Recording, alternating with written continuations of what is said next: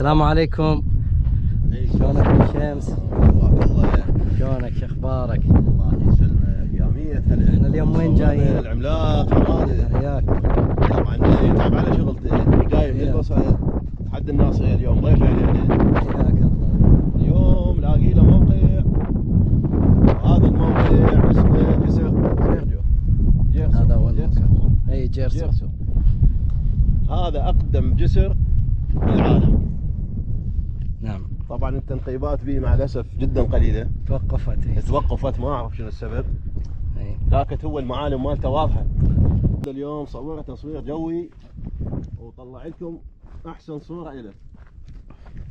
هذا هو الجسر. هذا هو الجسر. هسه دخلنا. هاي القناة المائية مالته. القناة المائية كان مفعم بالحياة بأجدادنا الأوليين. اي. طبعا كانوا شو يسوون؟ هم كان هسه عندنا بالعصر الحديث التسليح بالشيش. اي. هسه لا، قبل كانوا يسوون هذا سودة. مادة القير أو الجير احنا نسميه بالعامية. وورا قصب. باقيات القصب يحشون فيه على مود يقاوم المياه. اي حتى يتماسك. احنا هسه عندنا تسليح شيش بالعصر الحديث. مادة السمنت. اي صح. هاي شوفوا، هاي بداية القناة. هاي منا مساء صورنا لكم احنا مكان الجسر. هاي بداية القناة. شوفوا تبدي منها واسعة ومنها تحصر الماء مثل ما قال ابو رضا على مود تدفع الترسبات. شوفوا هي منهارة بعدهم ما مكملين. تمنع الترسبات يعني شلون؟ احنا شو نسميها؟ علاج ميكانيكي يعني بدون تدخل البشر بيها. راح سرعة مجرى النهر تنظف مجرى النهر، ما تكون جزرات وتعيق وصول الماء للجهة الثانية. وهذا هندسيا حاسبينها الجماعة قبل 4000 سنة يعني. قبل 4000 سنة. هذا مادة الجير البانين بيها. هاي مادة الجير. أول استخدامها شو تصير؟ قوة تماسك بين طابوقة وطابوقة بنفس الوقت، ومن تصير قريبة على الماء راح تكون جامدة يعني حافظوا على رص الطابوق وماكو أي والتماسك مالته وماكو أي رخاوة بالبناء بالدعامات في الجسر. وإذا شوفه قائم هذا ايش قصة على 4000 سنة قائم؟ 4000 سنة ما شاء الله. بعد ما تمر. شوف هاي الركبات مالته. هذا منها يعبر الجسر هيجي، منها يعبر الجسر. طبعا جاي اجت بعثة قلنا احنا ترمموا وعافوا. شوف للاسف الصور مستخدمينها جماعة التنقيب الله يستر عليك. اللي هي احنا نسميها طريقة السلسلة. واحد يناوش الثاني حتى ما يتنقلون. صح. وتتلف معالم المتبقية من عندها. هاي مسوينها ما تشوف هسه حركة اقدام هواية واثار وكذا. صحيح. هاي منا مسوين درجة والتراب ماكله. هاي متاكله هواي. هاي عوامل التعرية متعرض عليه. شوف هاي هاي ترى هم هنا هم منقبين. هاي هنا هم منقبين، ما ادري ايش شايفين هنا. شوف هذا الكلس الموجود هسه. شوف هذا الحجر الابيض الكلس. هذا شوف الصعرام بس. هاي شوفه هذا كله كلس. شوف هاي ترسبات. ترسبات الانهر. هاي منها احنا هم ما نجي شيء. شوف هو من يحفظ وصل لهنا. شوف هذا من شلون مفطر من الماي. 4000 سنة اكثر من 4000. على شنو؟ شوف هذا المحار. كلش قديمة. اشبه بالسد. كان شلون السد كان عندنا حاليا اشبه بالسد يتجمع به محار. شوف هاي شلون متاكله المحاره. هي قديمه. هاي قديمه سبحان الله. شوف هاي كلها محاره اغلبيتها. هذا شوف هاي المحاره. هاي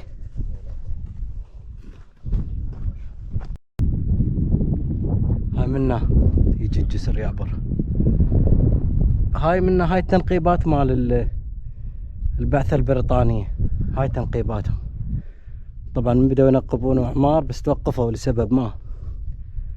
شوفوا هذا هسه نصعد لفوق نشوفكم التل.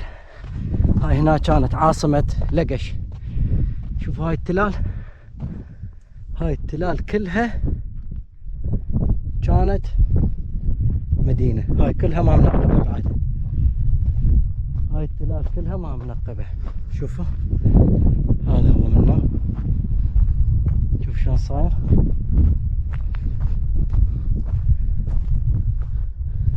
هاي منه بداية القناة مالت النهر. شوفوا هذه من هاي الجهة شلون مفتوحة لهاي الجهة، شوفوا وين واصلة. هاي منا هاي القناة، شوفوها هاي القناة. ومن هاي الجانب، هذا الجانب إلى هذا الجانب يبدأ الجسر يعبر هيك. طبعا هالمنطقة كلها مطمورة. شوفوا هذا هنا شفنا سياج من الساعة، هنا شفنا سياج، شوفوا سياج كبير بعد ما مكملين تنقيبه. شوفوها.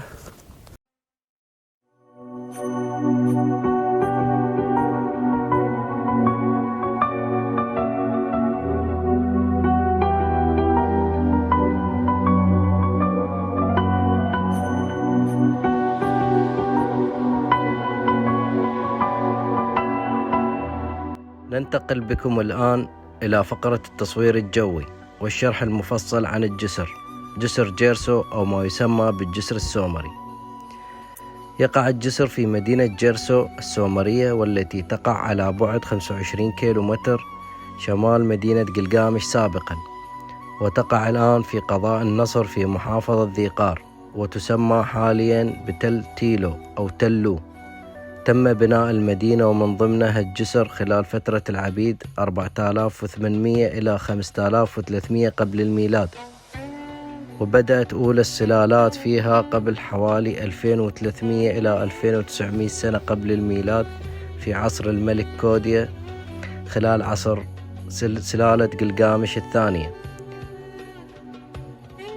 موقع المدينة بصورة عامة يتكون من تلين رئيسيين، أحدهما يرتفع 50 قدم والثاني 56 قدم، محاطا بتلال صغيرة أخرى.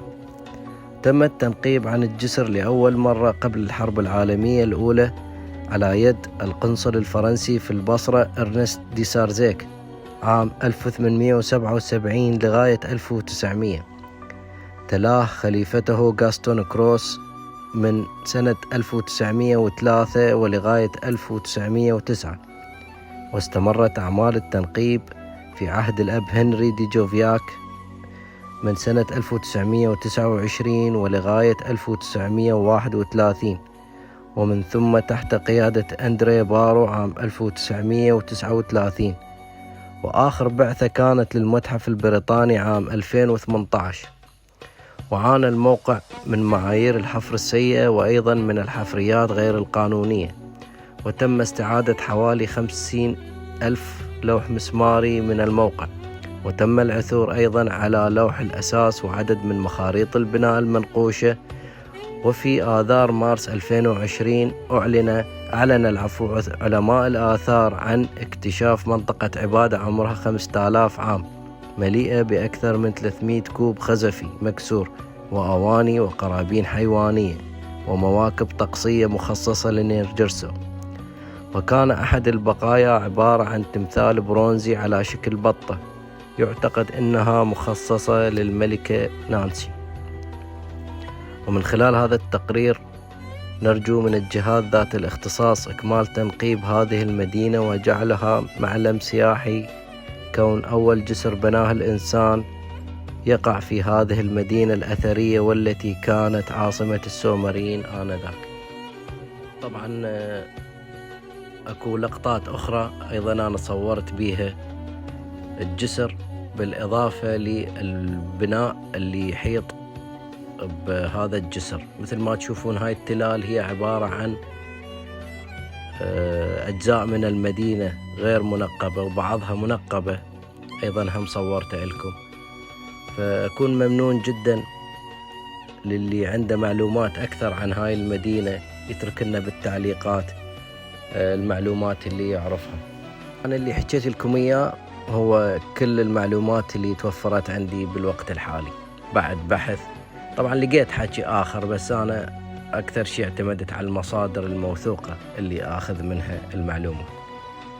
اللي عنده معلومات أكثر عن الموقع وعن مدينة جيرسو وجسر جيرسو يتفضل يكتب لنا بالتعليقات، وراح أكون ممنون جدا لكل من يشارك في دعم وتطوير هذا المحتوى.